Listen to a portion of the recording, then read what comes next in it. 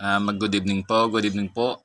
Salamat po sa Diyos, sa Panginoon at sa Espiritu Santo sa isa na namang live. Ito po ang inyong host, Jesus Sokgang Jr. Welcome to my channel, Ode Alteram Partem. Let us hear the other side.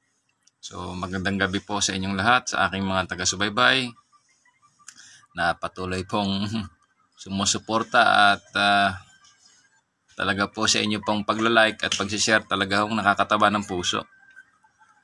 So nag-live na naman ako. Kanina sana mag-live ako kaso lang napagod ako sa kakaigib ng tubig. Ang daming naigib kong tubig, siguro mga 50 containers. At kita ko sa aking mukha na ako'y napagod, medyo napaidlip ako.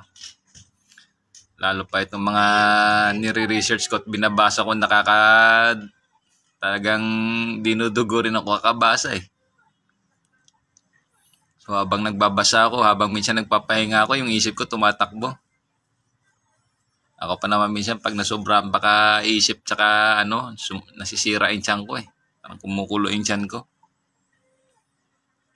Bakit nga ba nag-live ako? Kasi may mga napapanood ako dito sa Facebook habang nagbabrowse.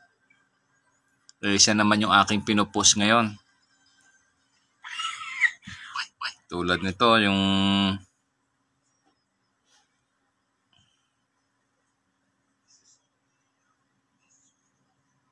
itong si Arkhipov, Vasily Arkhipov.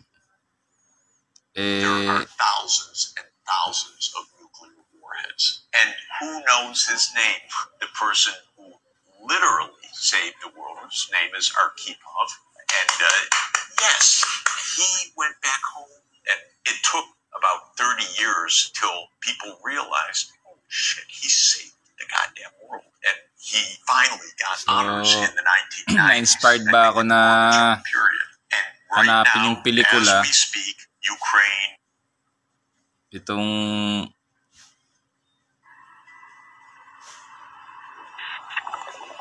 Itong Crimson Tide. Kasi sa Crimson Tide, para bang nagre-represent din ito ng kwan? Shoot me. Shit. I got it.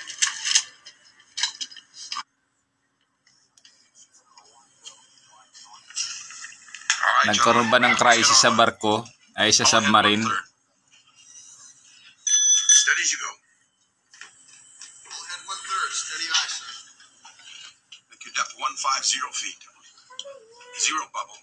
Up slow and silent to launch depth. Up slow and silent to launch depth. Aye, aye, Captain. Crimson Tide o. Ano lang ako, baka ma-strike down yung aking YouTube channel eh. Panoorin nyo. So, kasi yung si Arkhipov kasi, Vasily Arkhipov doon sa Russian submarine, meron doon isang junior officer niya na yun ang sabi doon ng isang Amerikano na nagload ng nuclear tip na missile doon sa Russian submarine. May matino pang Russian officer na senior officer doon sa Russian submarine na ipahinto na hindi pumayag na i-launch yung nuclear na mag-launch ng nuclear missile sa papuntang US. So naalala ko ngayon yung napapanood kong pelikula na The Crimson Tide. Actually nga lito pa ako kasi nire-refresh ko yung memory ko kung anong napanood kong pelikula. Kung ano nung naita-type ko naalala ko pala Crimson Tide. Ang naita-type ko dito Rising Tide Crimson Tide pala.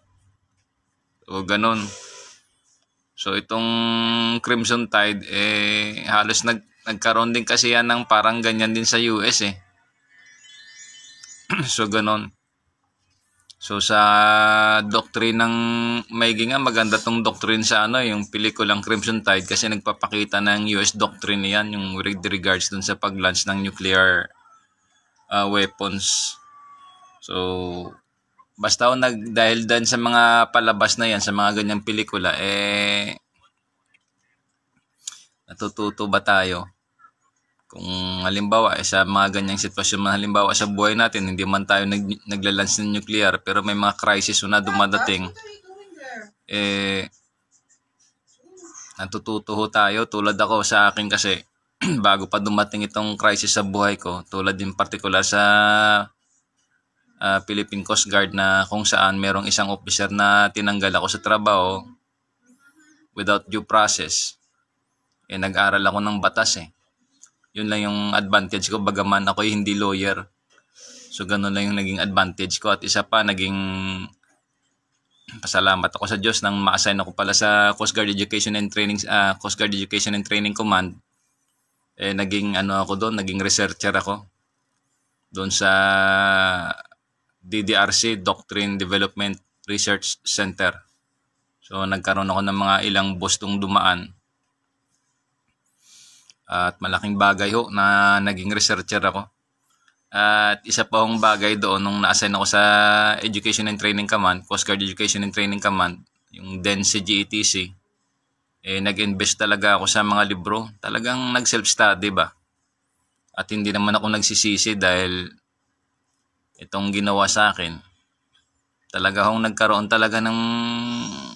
nagkaroon ng problema. Pero syempre, dahil sa ginawa kong letter of appeal, siyempre nagkaroon ngayon ng problema. However, dun sa letter of appeal ko, hindi ko naman talaga sinite yung mga violations na ginawa ng officer. Dito lang sa Facebook Live, dito ako nag-breakdown ng mga violations niya. However, hindi ko din rap name. Kasi sa pagkaalam ninyo, graduate ako ng Maritime School sa John B. Lacson. Meron kaming subject doon na Code of Ethics.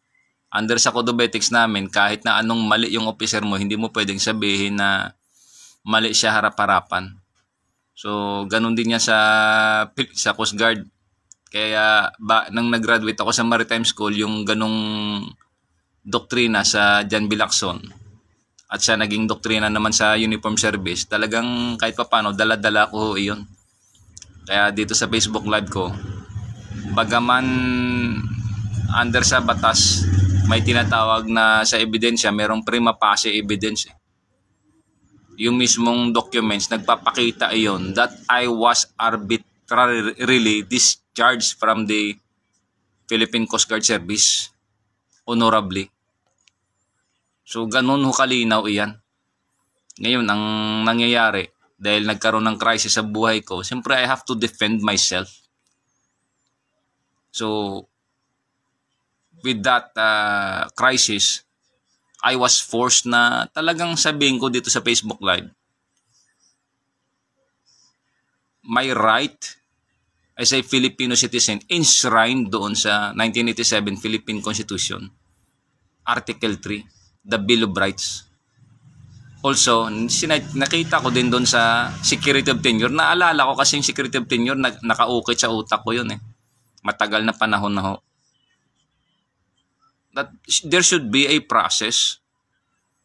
At binabasa ko yung direktiba ng Commandant Philippine Coast Guard that was issued first week of May is to process the re-enlistment and submit a explanation letter together with the unit commanders or unit CO. So ganun kalinaw iyon But then doon sa last page ng direktiba, meron doong sinasabi na policy. At doon sa first na paragraph yata ng order, merong sinasabi September of 2023. So meron kaming tinatawag na circular within the command. However, may tinatawag yan na primary law. So ganun siya. At saka mismo yung direktiba ng commandant has the full authority talagang isusundin iyon. Whether it be merong pang direktiba, speaking yung na yan Mismo yung the commandant speaking na yan At doon sa baba, abay binago. So ngayon, nagkaroon ng crisis doon. It's because doon sa baba, merong talagang Ang bigat. Ang bigat ho ng ginawa. Hindi naman ako nagsasabi na binreakdown ko yung mga beli. Halimbawa, isa doon yung the conduct and becoming of an officer and a gentleman. Ganun ka agad ang tama nun eh. Kasi there is a chain of command. Meron hong chain of command. And there was the abuse of discretion and abuse of authority. So lahat pasok-pasok iyan. Hindi ko nalang binibreakdown dito kasi kung pupunta man sa legal na usapan, talaga hong may tatamaan dyan. Talaga hong may tatamaan dyan. Meron ng security of tenure eh. May mga primary laws. So ganun ho siya. Even ho sa agriculture, sa tinatawagan ko sa agriculture, may primary na ugat eh. May secondary, may tertiary. Grabe ho. Grabe ang ganitong ginawa. At nag-submit ako ng letter of appeal ko. Talagang ang labas ko doon parang nagmamakaawa ko. Parang ganun ba? Although nasasaktan ako sa loob nun. Na-trigger lang ako na I was forced to write again the second letter of appeal. It's because my first letter of appeal and the attachment therein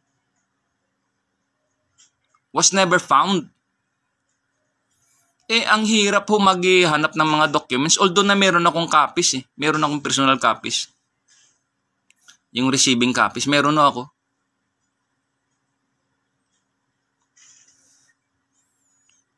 Kaya nga minsan sa mga previous kong na post, may binabanggit ako na impunity. Masakit ho na katotohanan iyan. Na ako, dinanas ko ho yung ganyang vocabulary. Although na hindi naman ako yung nag-enforce ng impunity, I experienced it. Mantakin mo, kaya ito, tumatawag naman ako, alam ko ho yung laban dito. It's because, naglabas ako ng pangalan ko rito sa Facebook, and against ako talaga sa Communist China. Pag hindi ako magsalita rito, buong bansa na ho, halos na-infiltrate na eh. Ganun siya. At hindi ako pwedeng matakot. I am not coward by the influence, the wealth, the influence of the Communist China, the subversive power of the subversion of the greater subversion ng communist dito. So ganun ho. Ang baba ng tingin sa aming bilang isang Pilipino. Hindi lang ibang lahi masakit ito. Ang baba ng tingin ng kapwa Pilipino sa kanyang kapwa. Ganun ho. Ganun ho kababa. Dahil tinitingnan kami sa ibaba, dahil kami, tulad ako, non-officer ako, ang baba ng tingin. You stupid nigga. You stupid nigga. Ganun ho siya.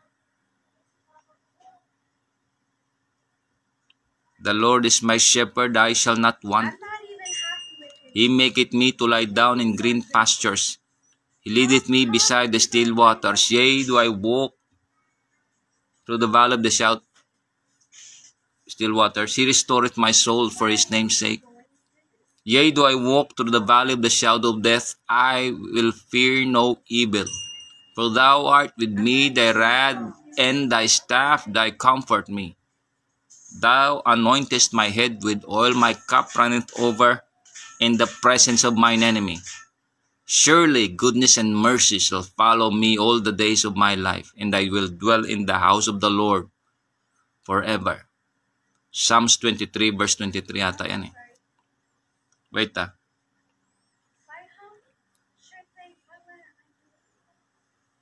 hindi ako natatakot. Kahit tumawag man ako sa Amerika ngayon,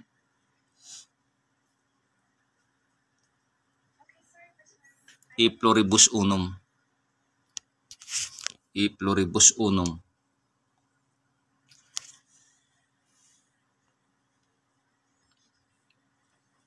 Kayong mga subversive dito sa Pilipinas, tandaan nyo, meron hong DNA. Lahat ho kayo. Wala kayong kawala. the very Stop. validation, confirmation are the acts, those acts of subversion which you did. Why aren't you so ungrateful? Kaya kayo nako-confirm na ganyan nga kayo. Grabe kayo. Help me! They won't stop.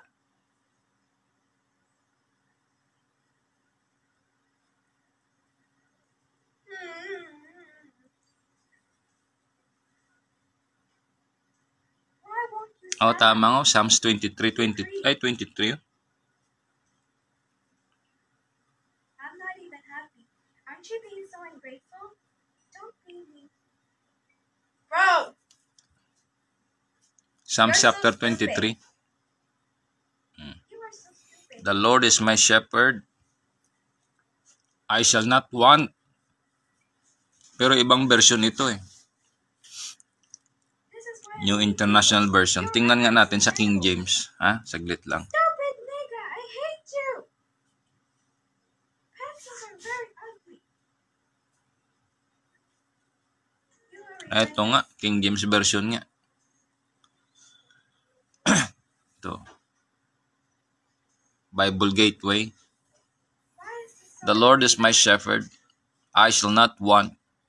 He maketh me to lie down in green pastures. He leadeth me beside the still waters. He restoreth my soul. absolutely angry? He leadeth me in the paths of righteousness. Ayun pa yung kulang ko pala. He leadeth me in the path of righteousness for his name's sake. Excuse me? Yea, though I walk through the valley of the shadow of death, I will fear no evil, for thou art with me, thy rod and thy staff, You don't they have comfort any me. manners. You Thou only said everything. preparest my table What you get? before me in the presence of mine enemies. Thou anointest my head with oil, my cup runneth over. Surely goodness and mercy shall follow me all the days of my life, and I will dwell in the house of the Lord forever. So at least na-refresh ako. Kasi ang tagal kasi ng panahon na yan na na-memorize ko yan. Ibig sabihin, ang nag-inspire kasi sa akin yan, mag-memorize yung anak ng kapitbahay namin. Ang pangalan niya, siya, si Probido. Apelyido nun, Probido nung dalaga eh. Nakapag-asawa siya ng taga Sambuanga. Si Nining yata yun eh. Yun yung pinakapanganay na anak I hate you. I hate you. ni Berting tsaka ni Pausta eh.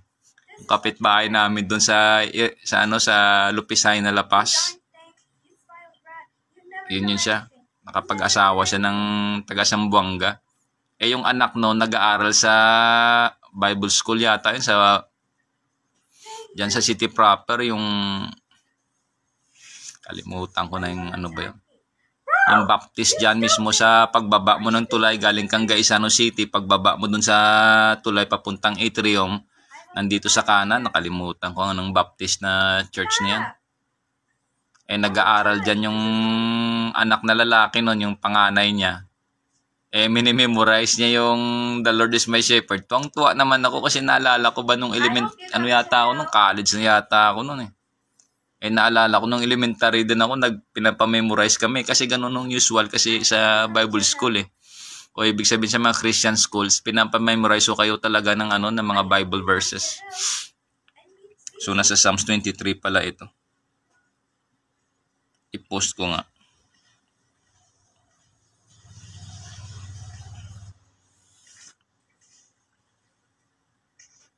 I-post ko siya, saglit lang.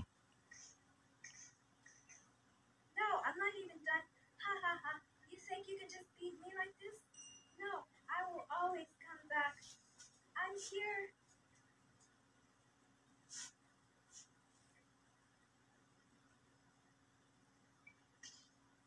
Yeah, I Yun. always come back. I come back. I-refresh ko nga sarili ko minsan mag-memorize nito kasi ang tagal na panahon ko nang hindi na na-memorize ito eh. Tagal na. The Lord is my shepherd, I shall not want. Kasi naalala ko yun eh, the Lord is my shepherd, I shall not want. Eh, sabi ko parang English o British yata yun ah. Yun na nga, nasa King James version nga. Kasi sa ibang version, hindi I shall not want eh. I will always. So, ganun.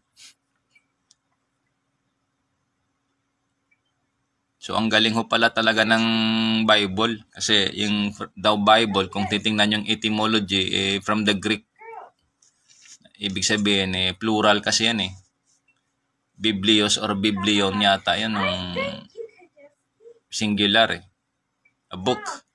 Kaya siya Bible kasi composed of 66 books yan eh. So ganun siya. So balik tayo doon sa status ko. Na-inspire kasi ako, parang nagigising ako pag nababasa ko yung mga tulad yan, yung mga pinost ko rito sa Facebook. Yung mga napopost ko yung kabago-bago lang.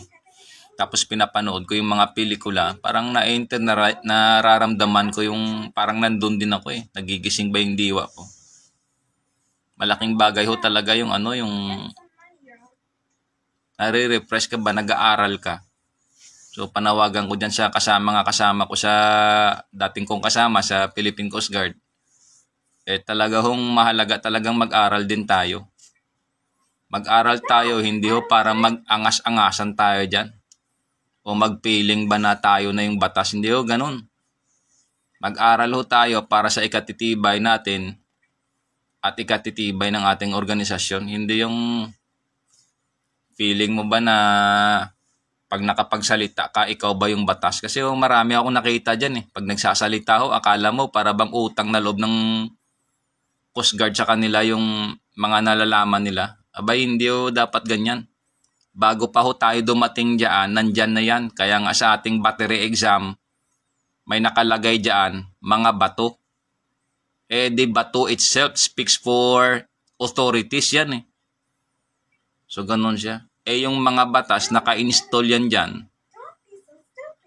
Ahead of time, ahead pa tayo na maging Coast Guard. Ewan ko ba. Ewan ko na lang kung bakit ganun yung iba mag-isip. Siguro ugali. Ganun talaga siguro dun. Baka ugali talaga ng iba yan na para bang mga narcissistic na para bang sa Aryan race time ni Hitler. Akala nila sila superior sila sa lahat. Nahulog pa yung cellphone ko. Sira na nga, nahulog pa. So yun lang yung akin. Sakit ng katawan ko. Sakit kasi ng liig ko kahapon. Nung Lunes bumiyaya ko.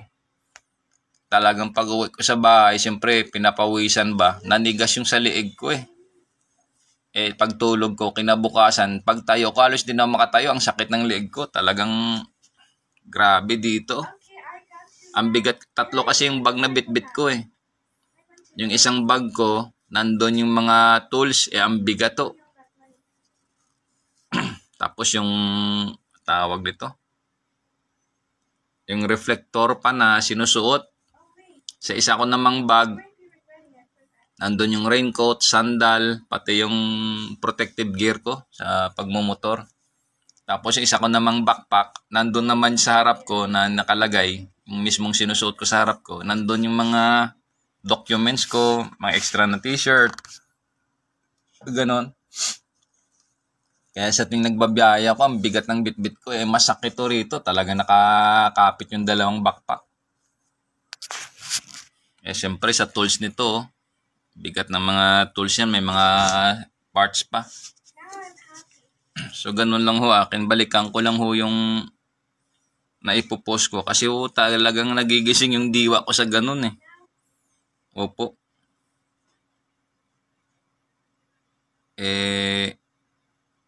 Talaga yung mga ganyang bagay tulad yan sa Crimson Tide na papanood ko, talagang nakakagising talaga ng diwa. Tulad dito nag-away si XO tsaka si Captain eh. Kung hindi ka nag-aaral, wala talaga. Cut off during the attack. This means. So this is an EAM pertaining to.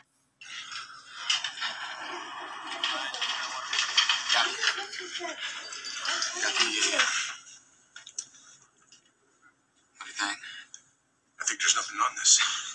Yes, sir. Kung hindi nyo pa ho napanood o napanood nyo na, Sir, this is an EAM pertaining to nuclear missile. naputol kasi yung communication dyan eh. Message fragment. Because fragment. it got cut off during the See. attack, so the message can mean anything. It can be a message to a board. It can be a message. It could be a fake Russian transmission. Which is exactly why we need to confirm, sir. All I'm asking for is the time we need to get back online. Calm down, Mr. Hunter. I am calm. You don't appear to be calm. Count weapons. Missile systems ready to launch in 4 minutes. Step aside, Seaman. Yes, sir. 113 left heading 230 at final landing 200. We have orders in hand.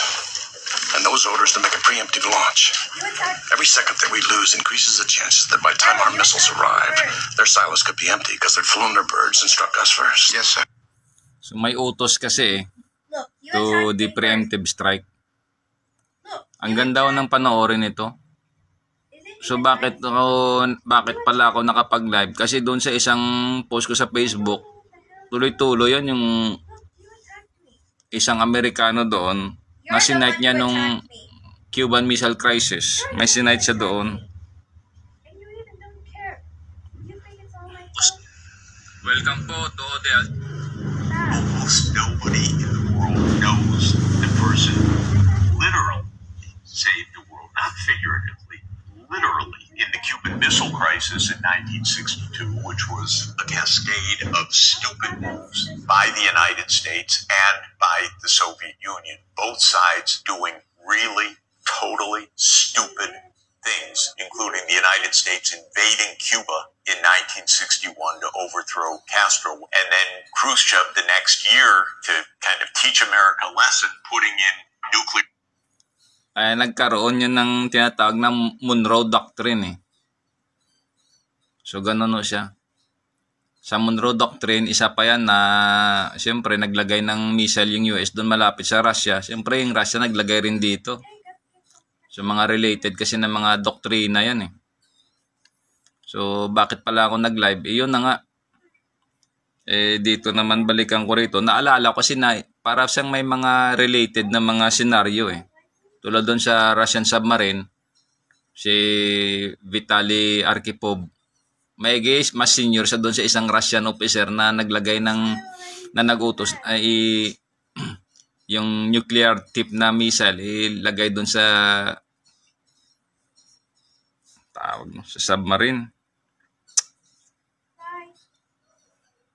the person who literally saved the world, not figuratively, literally, in the Cuban Missile Crisis in 1962, which was a cascade of stupid moves by the United States, a housing crisis, and by the Soviet Union. Both sides doing really totally stupid things, including the United States invading Cuba in 1961 to overthrow Castro, and then Khrushchev the next year to kind of teach America a lesson, putting in nuclear-armed missiles in Cuba. And most likely that would have led to a preemptive nuclear war by the United States. Except for President Kennedy's genius at saving humanity, Kennedy and Khrushchev reached an agreement. Soviet Union would take away its missiles from Cuba. The United States would take away its missiles from Turkey. And the United States promised never again to try to invade Cuba, except for one footnote, which is that there was a Soviet submarine in the Caribbean as part of a squadron of 7 submarines that was sent because of the crisis, and it was disabled. And this submarine had to surface. And so as the submarine surfaced, the U.S. Navy and Air Force was above. Some jackass started dropping hand grenades. It's an explosion, but not to damage the sub, kind of having fun. And the captain of the submarine said, "We're under attack. There's a war going on." And it happened that in this squadron, this was the one submarine that had nuclear-tipped torpedoes. And he ordered the nuclear-tipped torpedo to be put into the torpedo bay to fire. And we came closer than anyone in the world understood for decades to a nuclear war. But at the moment he ordered it, there was one person senior to him that was on that sub. And this guy said, "I don't think that's a good idea." And he overruled the captain and saved the world. Because if that nuclear torpedo had been fired, the American doctrine was that any attack by a nuclear weapon would unleash the full nuclear arsenal of the United States, where there are... So ganun siya. Doon sa Rising Tide, You know na, what? nung napanood ko ito kanina, ngayon lang din You know siguro. what? Kasi pinost ko ito eh.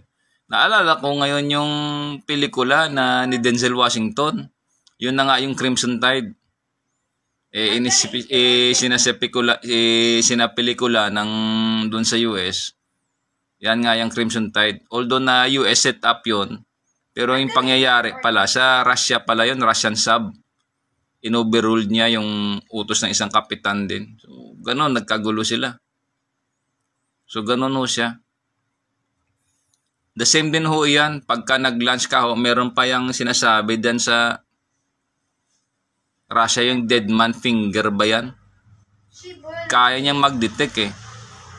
Na pag nag-launch yung US ng nuclear missile, mismo ang magla-launch yan, ano eh, parang finger of death yata yan, yung sa Russia. Ito.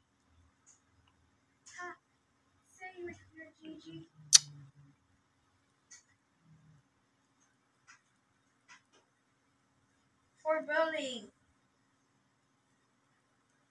She harassed me. She harassed me.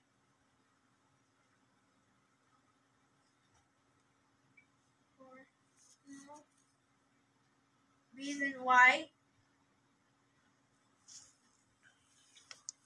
Ito siya. The finger of death in Russia most likely refers to either the dead hand nuclear launch system or the three fingers of death air defense system, both of which are associated with the term dead hand. Dead hand is a Cold War era automated nuclear retaliation. A nuclear retaliation system, while three fingers of death is a nickname for the 2K-12 Cub M2 air defense missile launcher which is being used by Ukraine. So itong sinasabing dead hand or finger of death, automated siya eh. So ganon. Halimbawa, nagkandamatay lahat ng tao sa Russia kasi tinamaan ng nuclear galing US, ay mismo ho yung system na ho yung magla-launch nun, wala na hong tao na magla-launch yan. Kaya napakadelikado ho ng ganyan, lalo na ngayon yung AI, paano kung pinasok ng demonyo yan? Kasi may kapangyarihan din ho si Satanas eh. Kaso lang meron kasing mga sikreto rin dyan. Ayaw ko na lang sabihin dito kasi baka sabihin mayabang tayo o nag-ano pa. Ganun ho kasi din yan. So ayaw ko na lang magmayabang. May pinost naman ako diyang tanong na in particular sa Bible, actually almost mga 10 questions yata iyan. Pero ang pinaka-target ko rin ho dyan sa tanong na yan, pinapatungkol ko kay Lucifer, kay Satanas. So ganun ho yan. So again, sikreto laban si sikreto yan. Si Lucifer, Satanas may sikreto din. Meron din ho akong tinatagong sikreto. Salamat sa Diyos. So kung naghahamon man ako, baka sabihin nyo nagyayabang tayo. Hindi ho. May tanong naman ako dyan eh. Totoo yan. So again, balikan ko muna doon yung sa pinost ko kanina with regards dun sa Cuban Missile Crisis. Tapos sunod-sunod na ho kay Vitali, sino yun? Akripov ba yun? Thousands and thousands and thousands of nuclear warheads. Tama, si Vasily pala. Vitali. Vasily Akripov. Ito siya.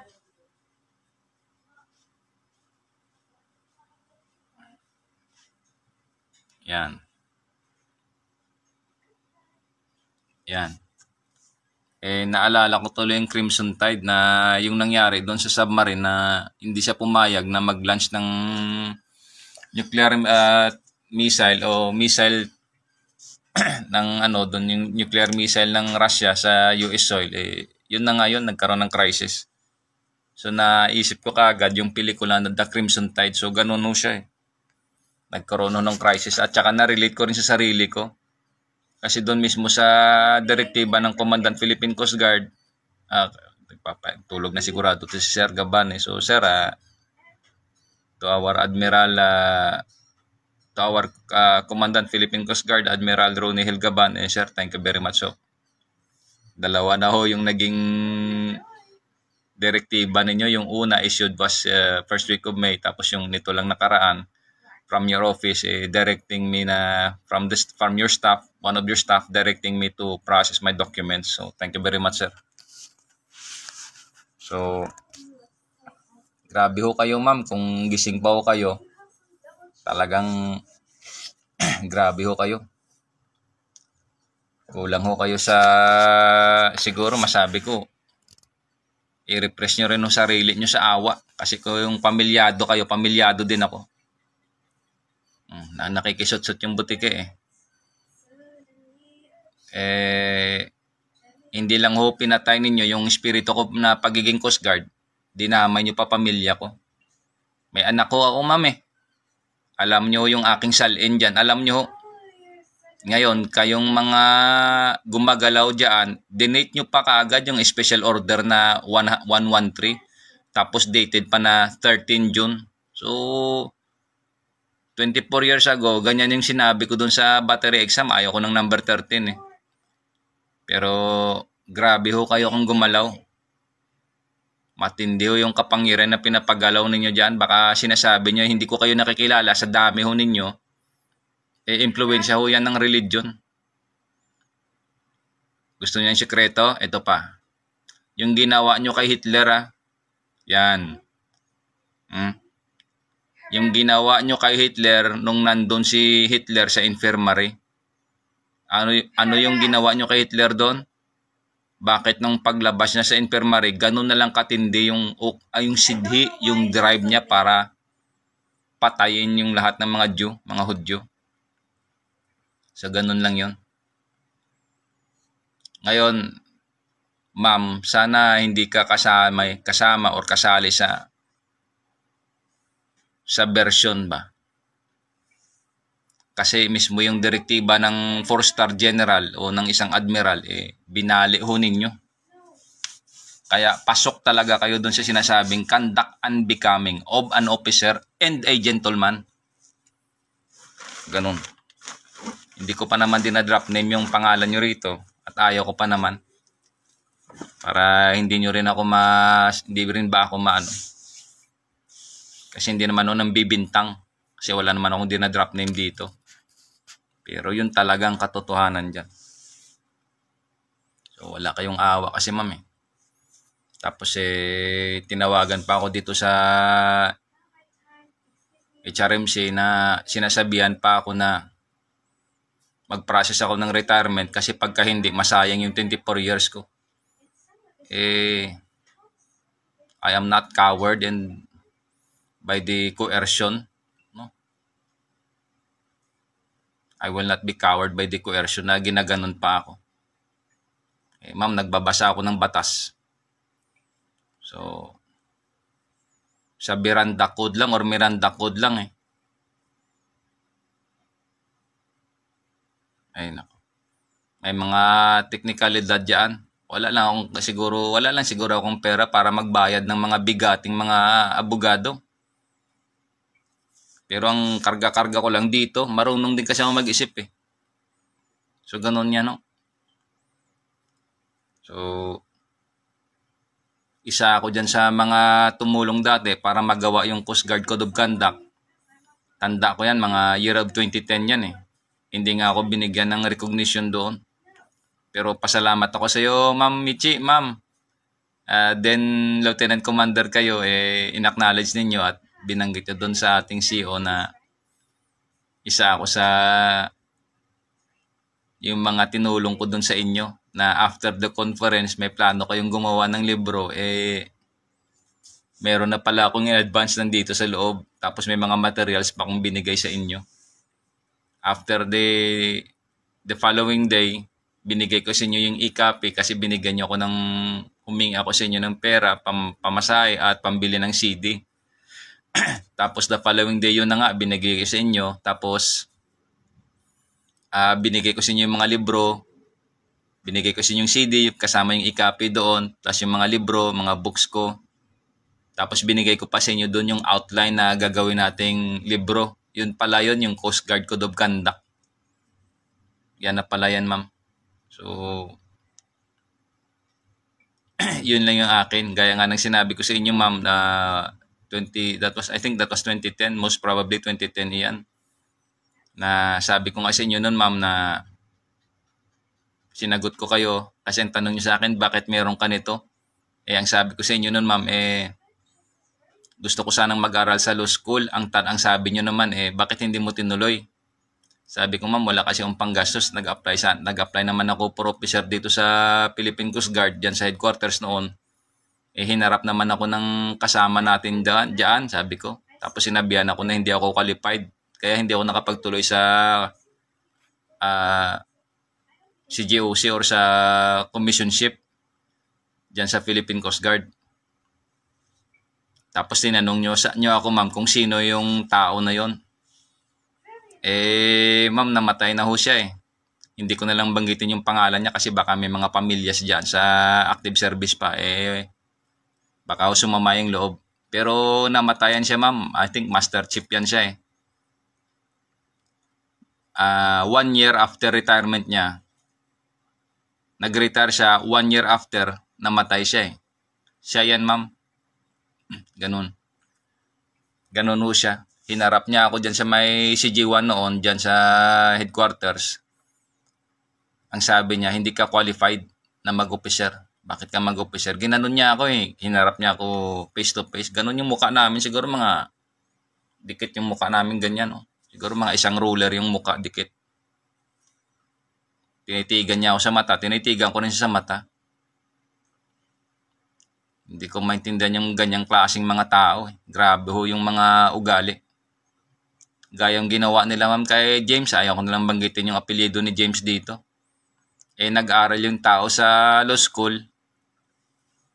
I don't know kung nakapasa sa bar yan, sa bar exam. Gustong mag-commission, mag-officer dyan sa Philippine Coast Guard. Abay, siniraan ng siniraan. Grabe ho. Kaya umalis na lang sa Philippine Coast Guard dyan dahil sa sama ng loob.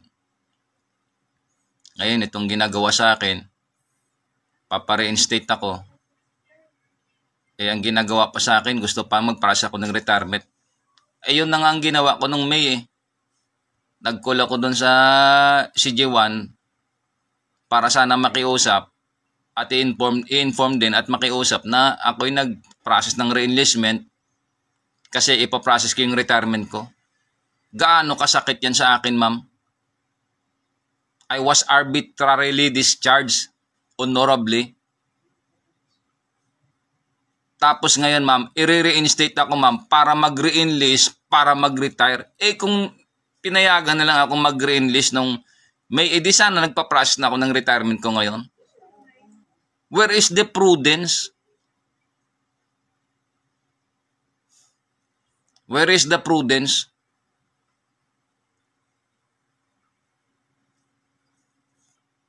Grabe na.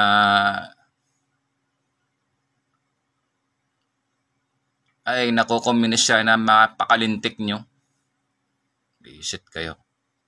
Pasalamat din ako sa Diyos dahil ginawa nyo sa akin yan. Nasunog ko rin kayo. Ganun ho.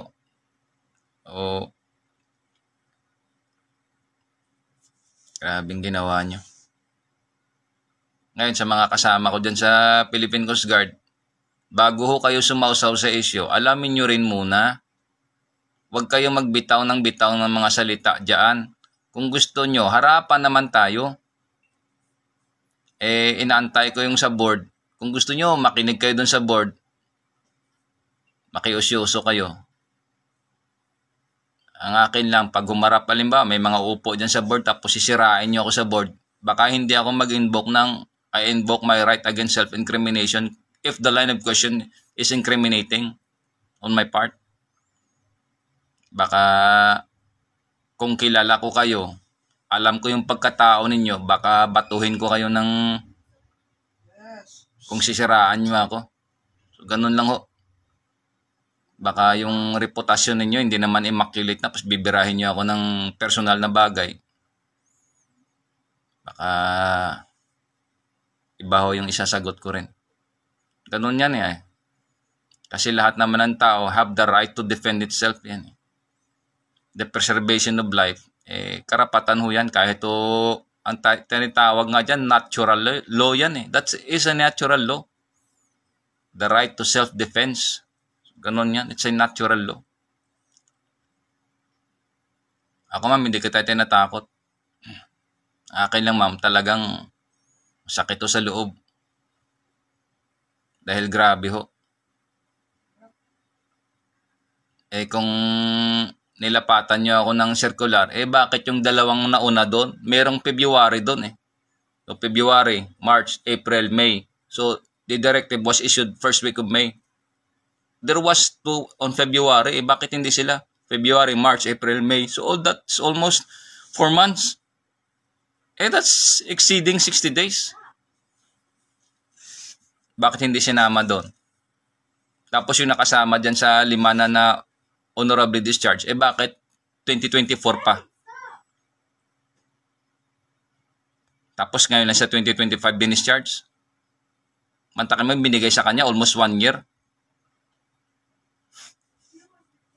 If that is not arbitrary, what is that?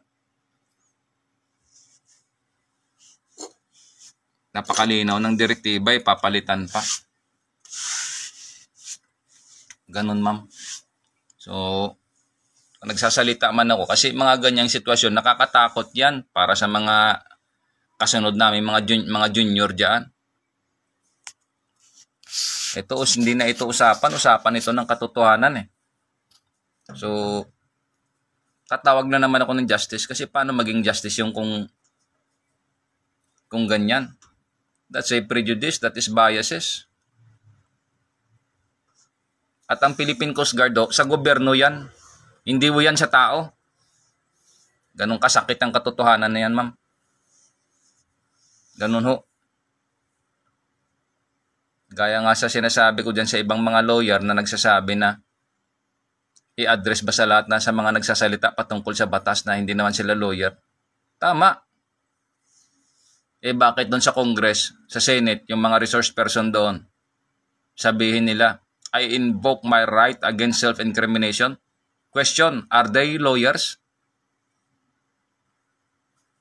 No. So how come did they invoke the law, the right, citing the law, or provision of the law against self-incrimination? The right. See? Isa pa. Nung sa law school kayo, lawyer ba kayo? Nung nakipag-diskusyon kayo dun sa mga classmate professor nyo, lawyer ba kayo? Di ba hindi? What give you the right na para mag-invoke o mag-aral ng batas? Hindi ka naman pala lawyer. Logic ko, stupid. Kaya stop ho ninyo. Stop nyo yung ridicule or pang-iinsulto, yung manipulative insult sa mga tao na nag-aaral, na nagsusumikap para matuto sa batas. Iniinsulto nyo. Bakit? Masakit ba? Na kaming mga hindi naman lawyer mag-aral sa batas at naiintindihan namin yung sinasabi ng batas, yung nakapaloob sa batas. And that is not our interpretation. That is the law. That is the law. Yung isang libro lang na doon sa sa Central Bookstore na hindi ko nabili, mismo yung libro na ni-random ko. Dahil sa inis ko doon sa isang bantay na bastos ba. Kala mo napakatalino, gunggong naman. Binasa ko doon yung statement ng isang sinulat ng isang judge. Mismo nga ini-encourage yung mga tao, mga civilian mag-aral din sa batas. Judge yun siya. Itong gago na bantay dati dyan sa Central Bookstore, dyan sa may Evergotisco, dyan sa may U-Belt, nung nagsiself-study ako, nagre-research ako, nagsiself-advancement ako, o nagsiself-advance sa pag-aaral ng batas, ninsulto ba ako? However, hindi naman ako ganong kalu level na para ilagay ko sarili ko sa kanya. Siguro napakinggan niya paano ako magbasa ng English, ginamitan ko talaga siya ng American accent na pagbabasa. Reading and comprehension, pinaliwanag ko pa. O pahiya siya ngayon. Napakagunggong na tao na yun. Yan ang mga masyadong makapanglait. So CIA, yung tao na yan na gumawa ng implant device, ano bang nationality niyan? So, sabihin ko pa ba rito? Alam nyo, kilala nyo yan eh. Oo, he's an American citizen, but then he's not a American nationality. No, he's not. American citizen, yes. But his nationality is not.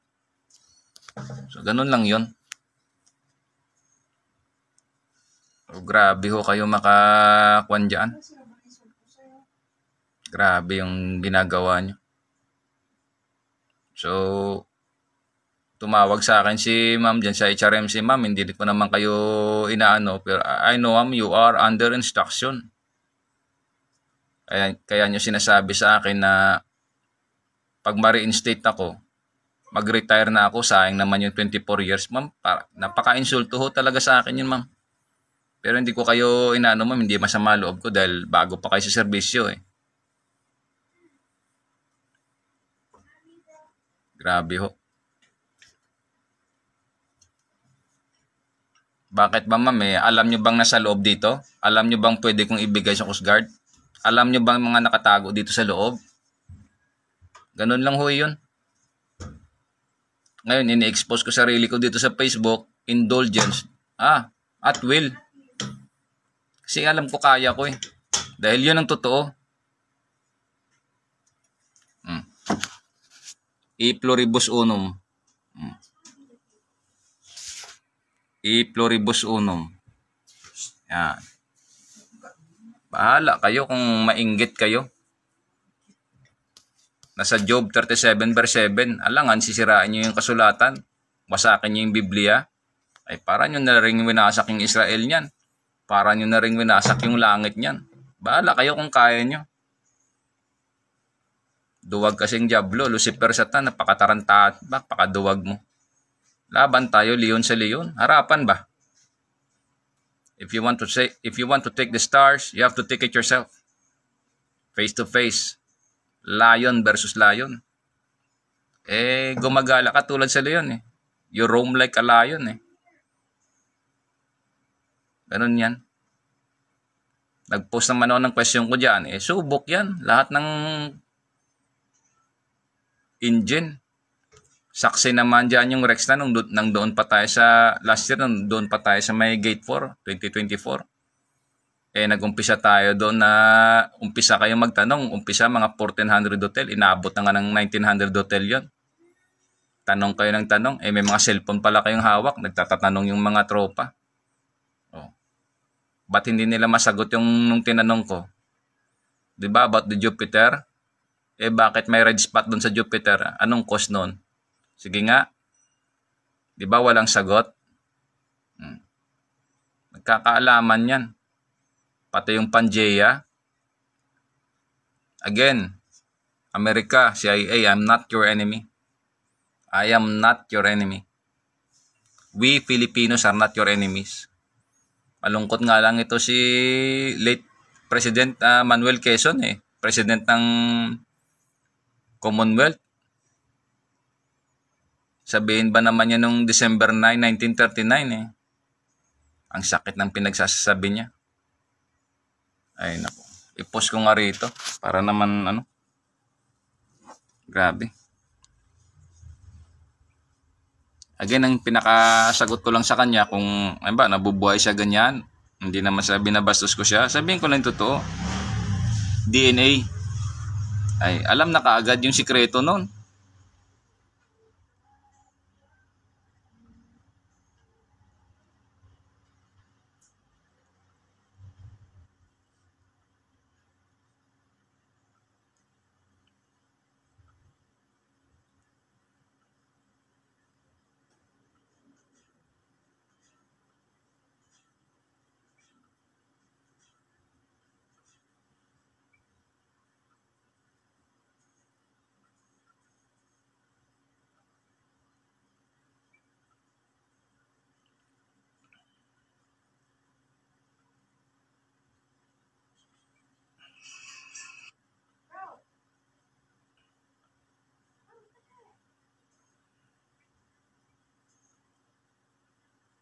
Oy, shoutout kay Nancy Kaputli sa aking tita. At kay Naitram Amamyo. Shoutout sa'yo. Okay, shoutout kay Nancy Kaputi sa aking tita.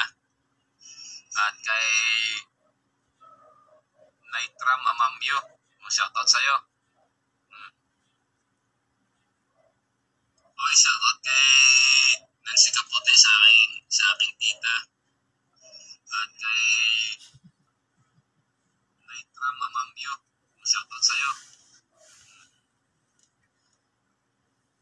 Okay, shoutout kay Nancy Kaputi sa aking tita.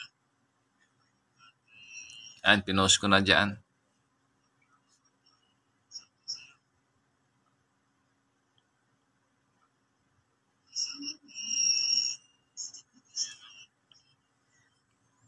Balikan ko pala muna yung pag-apply ko sa Coast Guard dati na mag-officer sana ako. Bago ko ginawa yun, nag-call kasi ako kay sir eh.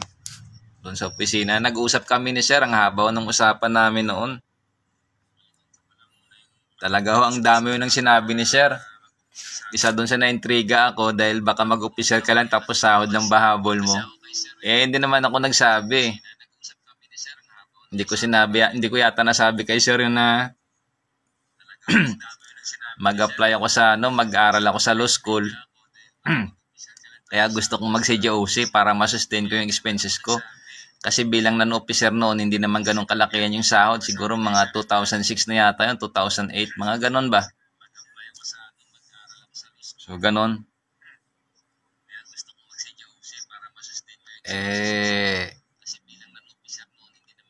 Ang haba ng usapan namin noon. Tapos nung time na pumunta ako dun sa CJ1, nandun pa yung side quarters, nandun pa sa pagpasok mo sa main gate, kaliwa sa dulo, tabi dati ng Sigaw yun eh. Nandun, yung isang non-officer na yan, master chief na yata, ranggo nun, o senior chief. Inarap ako nun, sabi niya sa akin, ba't ka mag-officer? Hindi ka naman qualified mag-officer? Sabi kaya, titig talaga sa mata sa akin, ang sakit eh. Itigan ko siya. Siya din yan yung pumigil sa amin noon na mag-exam kami for PO 3rd. Kaya yung isang class 5 doon, galit na galit sa kanya din eh. Pipigilan niya na mag-promote yung tao. Kasi ang gusto niyang i-promote yung napupusuan niya. Namatay din yung non-officer ng patawarin kayo. Yung non-officer na yun, nag-aaral sa law school yun. Hindi naman yata nakagraduate sa law school yun. Or kung nakagraduate man sa law school, baka hindi rin naging lawyer pa yun. Kasi namatay din yun eh. Magkakulay sila. Ewan ko ba kung mga lalaking puro iyan. Hindi ko naman inama kung anong pronoun kayo. Pero hindi mo nakakatiba yung ganyan sa organisasyon. Lalo sa kasama. Masakit talaga na katotohanan dahil nagkikredo tayo pero ganyan yung ginagawa niya sa kasama. So, ganun. Kaya minsan nung nandun si sir sa main gate, tinanong, Jess, anong balita? Ba't di mo tinuluyan? Sabi ni sir. Napangitan lang ako kay sa inyo, sir eh. Sabi ko, wag na sir. Sabi ko, ayaw ko sir, napag-isip-isip ko yung mga pinagsabi niyo sa akin nun eh. Kasi dami naman akong na-realize dun, sir. Hindi naman dahil dun sa sahod kaya ako huminto eh. Kino-consider ko yung ibang mga pressures ba sir na Kaya napangitin na lang ako na sinabi ko, sir, hindi na sir. Pero talaga hindi ko na lang sinabi doon na yung isang kasama, ginanon ako. Siyempre, kasi pag sinabi ko yung babalikan ako noon eh.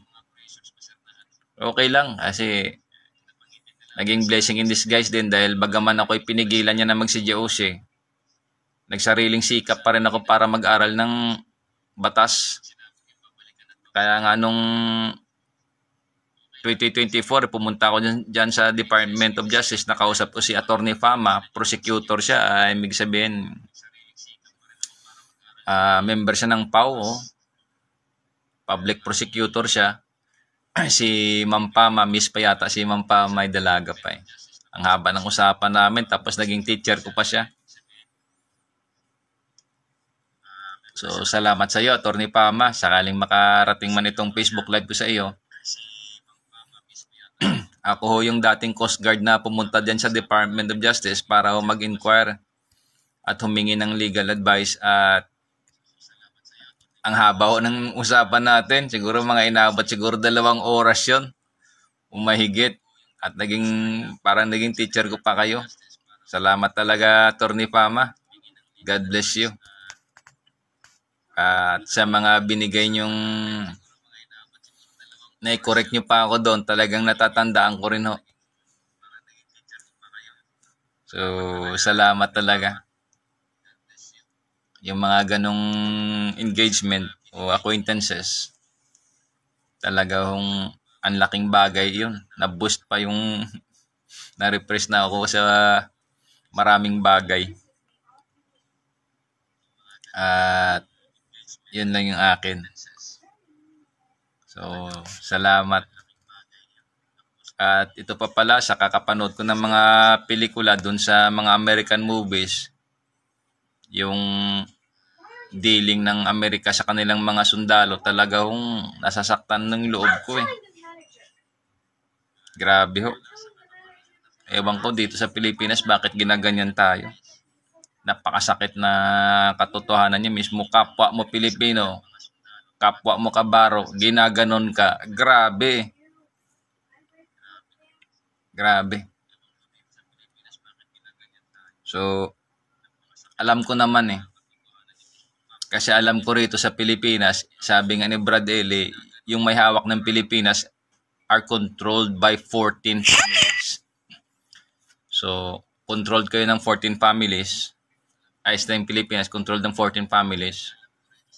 Pero ang sinasabi ko lang ganito, hindi nyo kayang pigilan yung kapangyarihan ng Diyos kasi hindi kayo ang gumawa ng Pilipinas, hindi kayong gumawa ng mundo.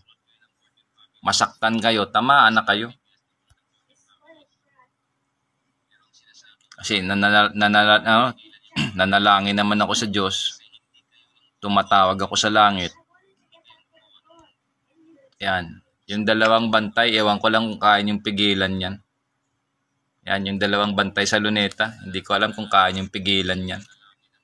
At kung pipigilan nyo, ang tanong, paano nyo pipigilan yan?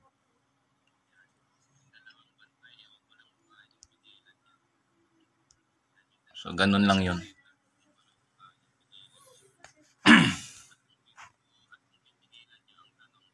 Parang madilim yata.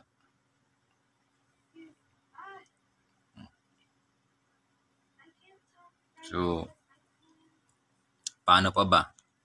Siguro yan lang muna. Talagang naantig kasing damdamin ko kakapanood nito eh. Literally saved the world, not figuratively, literally in the Cuban Missile Crisis in 1962, which was a cascade of stupid moves by the United States and by the Soviet Union. Both sides doing really totally stupid things, including the United States invading Cuba in 1961 to overthrow Castro, and then Khrushchev. So, Scott Ritter, if ever my Facebook page reach your attention, which you say that America or Americans hate Filipinos, know this, that even our own, very own Filipinos hate their very own. See? So, ganun, ma'am. Kung Pilipino ka, ma'am, bakit ganun yung trato mo sa akin, ma'am? Bakit ganyan? Kung tayo, ma'am, hindi lang ikaw, ma'am, tayong mga magkakasama dyan sa loob, bakit kung Pilipino kayo, ganun yung trato nyo sa kapwa nyo Pilipino? Yung masakit pa, magkakabaro tayo dati, bakit ganyan yung trato nyo? May Coast Guard credo tayo. Nananalangin tayo sa Diyos. So, ito lang masabi ko. Merong gaba. Totoo iyan. Hindi ko kayo tinatakot. Tandaan nyo lang. Dahil marami na akong nakita. So, dahil ba sa religion, dahil sa paniniwala, Nung dyan pa ako assign sa CGETC, sa Coast Guard Education and Training Command, kaya pala tinatawag ako ng mga kasama ko, samahan sila sa opisina. Minsan para samahan sila dun sa pagtulog. Yung pala, meron palang mga espiritong gumagala doon. Talagang nakita ko. Hindi lang isang beses, dalawa. So, ganun yan. So, again, America, panawagan ko lang ganito. To President Trump, Sir, MAGA, Make America Great Again. You're doing a great job. To Vice President Vance, Sir, you're doing a great job. So, to the CIA, I am not your enemy. And Filipinos are not your enemy.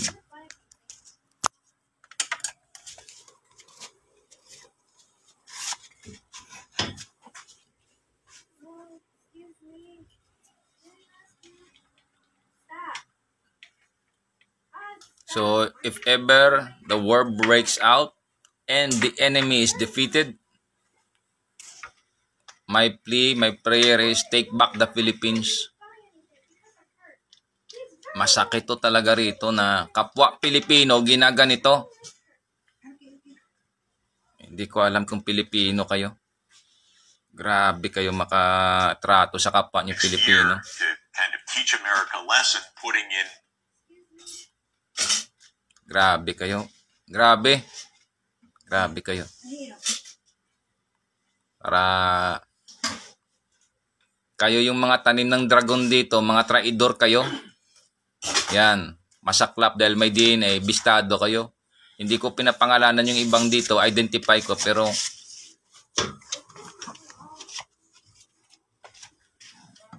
pag-iingat naman yan.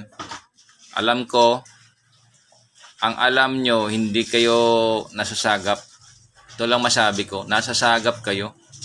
Kung hindi man ako nagsasalita rito, hindi kayo sinusunog, pag-iingat din yan. Iniingatan ko rin kayo. Grabe ho kayo.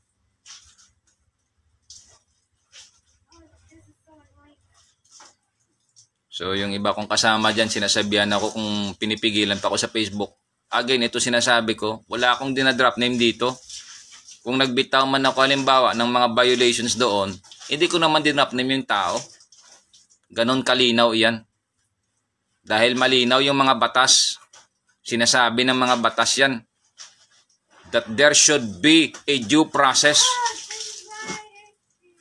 But I was arbitrarily discharged. Honorably.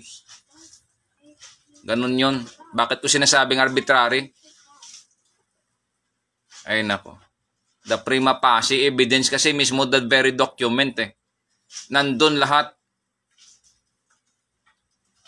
Bago kayo magsalita, bago ko nyo ako anuhin, mag-aral din muna kayo ng batas. Sa mga kapwa ko dyan na mahilig dati mag-ano. Ganon. Dinidipensya ko lang sarili ko dahil sa ginawa sa akin ng isang officer. Karapatan ko yun. At kung isite ko man yung batas, hindi ba pwedeng sabihin yan? Hindi ba pwede isite yan? At hayaan natin yung batas na magsalita? Bakit kailangan pa ba maging abogado? Bakit? If I invoke my right against self-incrimination, if I invoke my right to due process, to my preservation of my right, hindi ba pwede yon? Tumigil-tigil muna kayo. We've heard it all. Dahil dami na akong nakita dyan, mga non-officer na dami akong alam dyan, sinasabi ko. Hindi lang ako nagsasalita. Mga masiselang bagay. Ngayon, tumawag man ako ng umingi man ng tulong sa Amerika dahil alam ko yon ng nararapat. Humingi man ako ng tulong sa CIA dahil yun ang nararapat. Kung banggitin ko man dito pati yung Mossad, gumaygalawan sila rito sa Pilipinas, wala na kayong pakialam doon. Nakita ko sila dyan sa Binondo noon. Kasama niya yung babae Pilipina, sa kanan niya yung lalaki sa kaliwa. Alangan babanggitin ko pa yung hugis ng buhok niya? Hindi na. Ngayon, alam na ng Mossad yun. Yan, kasi kung pera-pera din lang, hindi nyo pwedeng tapalan yan. Hindi nyo kayang tapalan yung mga kapangyarihan na yan. Higit sa inyo yan. Ewan ko kung anong perang itapal nyo dyan. Lung cancer is a smoker's problem. it's always fatal. And often, Kaya nyo bang tapalan yung kapangyarihan ng langit, that's not ng the Diyos? story. Umiling ako doon. That cancer is a disease wherein Grabe kayo. cells change into abnormal Ay, naku. cells that eventually produce. So, ganun na lang o. Sa aking mga audience, pagpasensyahan nyo na kasi naantigin damdamin ko eh. Ito nga pala yung damit na nandun ako sa Luneta na merong 4 na bagay doon sa langit na nakitaan. That was January 17 of 2023. So, ganun ho yan. Naka-post naman ho dito sa Facebook ko.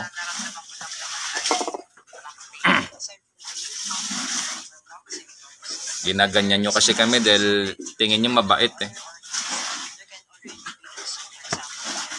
Grabe ho kayo. Ay, masabi ko, antayin nyo na lang yung pag-iganti ng Diyos. Nakasaad naman yan sa Roma eh. Book of Romans chapter 12 verse 19. Avenge not, says the Lord. Vengeance is mine, saith the Lord. So, ganun lang yun. Dahil sa napakamalupit nyo, sa kapwa nyo Pilipino, sa kabaro nyo,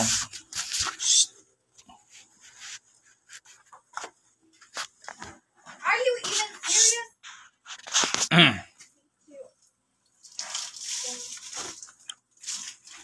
Are you even yan, serious? I've been saving malupit that. kayo sa kapwa nyo Pilipino. Are you even Sa kabaro nyo, malupit kayo. I hate this Dahil ba kami mga maliliit lang? Grabe kayo, mag-isip-isip din kayo sana. Bagaman kami maliliit man dyan, ang dami yung nagbubuwis buhay rin dyan. Dami na ho. So, apa ba?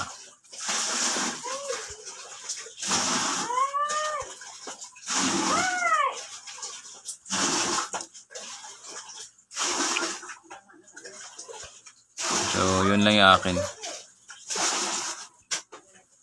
I've been saving this So, salamat sa Diyos, sa Panginoon at sa Espiritu Santo. Sana kayo ay malusog, masaya at masigla kasama ang inyong pamilya. At kung kayo nag-iisa ay masaya kayo sa Panginoon. So, ito po ang inyong host, Jesus Gang Jr. Ode Alteram Partem. Let us hear the other side.